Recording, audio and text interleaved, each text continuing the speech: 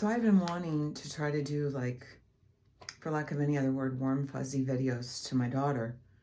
But I haven't been able to the last couple days now that I've started seeing the lies that were told about me to the police and what the police downright lied about.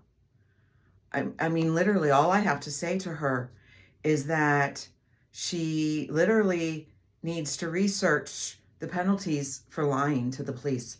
Not just lying to the police, but literally about what it is to knowingly file a false restraining order. An injunction in Florida is a crime.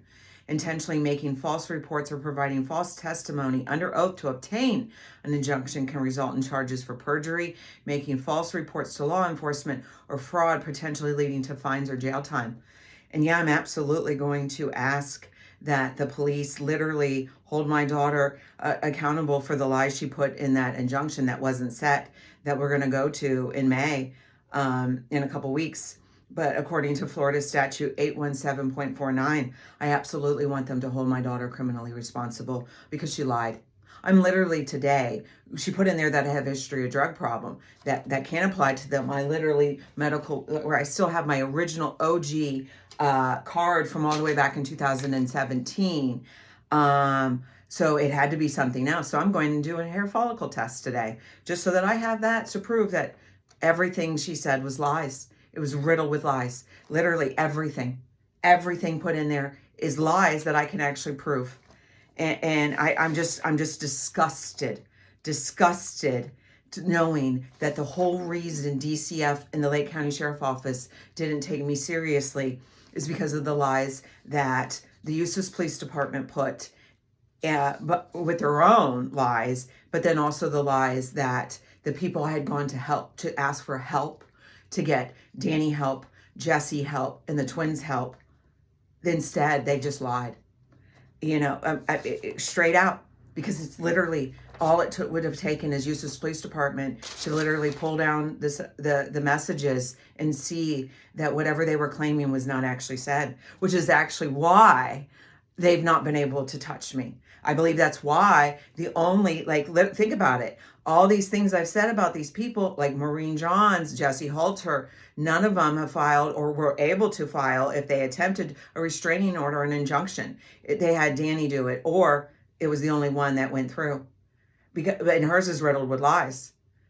But literally, the system allowed lies to be told about me that then has delayed my grandbabies getting the DCF medical help that they need, along with holding Jesse and Danielle Halter criminally responsible for the crib alone. Yeah, I'm somebody asked me how I have the energy to keep doing these on TikTok and on one of the TikTok videos. And I told him it was God, and it's true. That's what started it. But now yes, God's still there, but this is right and wrong. It doesn't matter if you're a Christian, not a Christian. This is abuse of the system. This is a color of law violations, and it's civilians downright lying and swearing under oath.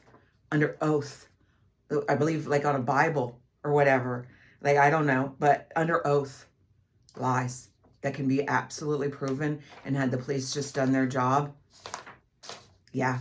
And it's why I stand by that. I believe his family has ties to the medical community because his mother's a registered nurse and she had an obligation. Literally, she was required by law to report her son, but she didn't. And you guys can sit there, it's what she sees. Yes, she hadn't been around the twins in over 2 years, you guys, by her choice. And it wasn't until March 31st when I called out Jesse for how he was talking to my daughter. And this all came to light after he blew up. And I was sitting there scratching my head going, what? And then I looked and saw all the things to see that what my daughter had told me was a lie. And nobody would hold him accountable. And that I then had to go to the police and then to DCF. And then I had to go public because nobody was listening to me. And now it all makes sense. And thank God I did go public, because Lord only knows what Eustis Police Department was trying to pin on me. And I think that's actually probably going to come to light soon, and why they haven't given me my FOIA information. But thank God the Lake County Sheriff Office must not have that many complaints or something, because they, within hours, less than hours, were able to get me everything I needed. And that's how I'm able to get ahead of all this. And I'm not just sitting here twiddling my thumbs, waiting for Eustis to provide what they need to. So yeah, I'm holding every single one that I can financially and criminally responsible, because you delayed my grandbabies and you did not help them when you should have. So y'all better do better, because now it's going to hit you exactly where it hurts, because where your treasure is, there your heart is. And I've proven where my heart is. Thank you.